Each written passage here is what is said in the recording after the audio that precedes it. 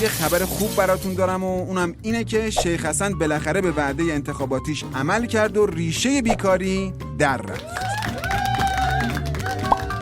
چطوری؟ الان عرض میکنم.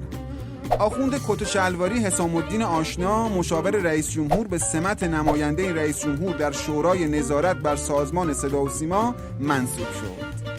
جان این مژدگونی دادن نداره؟ آره آقا چرا نداره؟ با این سمت جدیدی که شیخ حسن به مشاورش داد الان شیخ فکلیشون 5 شغله شده و دیگه سفت و محکم در حال جویدن ریشه های بیکاریه.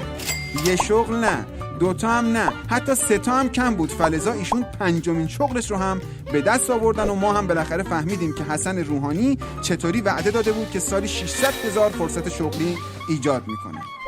نگو با همین روش هر آشنا 5 شغل میخواد این کار رو انجام بده. البته مدیونی نگه فکر کنین مفسده‌ای تو این ماجرا بوده ها، نه اصلا.